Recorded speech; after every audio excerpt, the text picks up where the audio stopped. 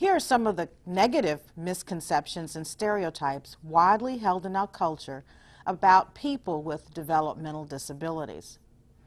People with developmental disabilities are often thought of as wild and promiscuous, and that can lead to an overreaction of affectionate behavior and or blocking normal physical contact with the child with disabilities.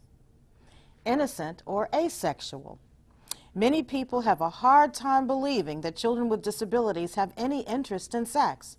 In fact, most children with disabilities develop normally in this regard. Incompetent or stupid.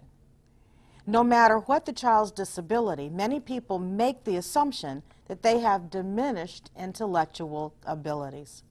There is also the assumption that the child with disabilities does not understand or feel.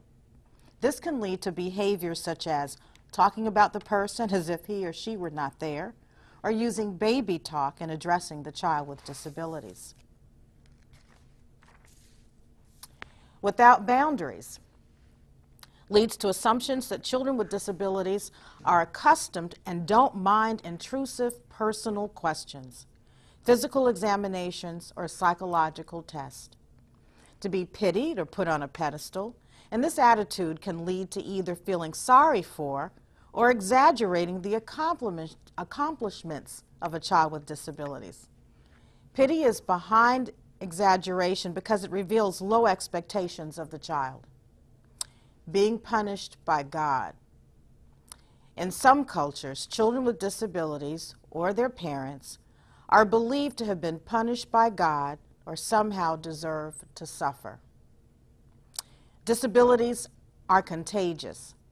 This leads to a fear of touching or being near children with disabilities. Avoidance leads to isolation of these individuals, resulting in more ignorance and lower self-esteem, thus increasing their vulnerability for maltreatment. Disabilities are shameful. Developmental disabilities are considered shameful and embarrassing. This attitude leads to avoidance of these persons, such as no eye contact, no greetings, confusion regarding what to say to the person, choosing not to include him or her in family gatherings or social outings.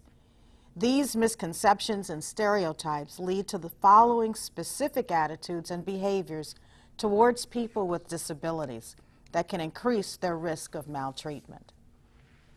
Social distancing or depersonalization.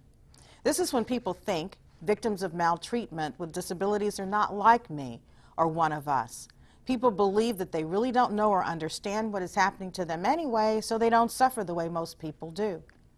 This leads to minimizing the impact of abuse and neglect on these children because he doesn't feel it anyway. Devaluation.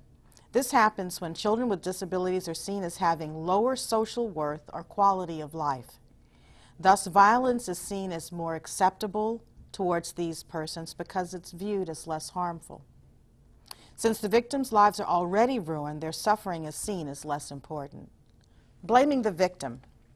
This is very common, even in the professional literature. For years, violence against children with disabilities was explained with the dependency stress hypothesis, such as the caregivers abuse their children with disabilities because these children make excessive and stressful demands on the caregiver. This theory has never been supported by research.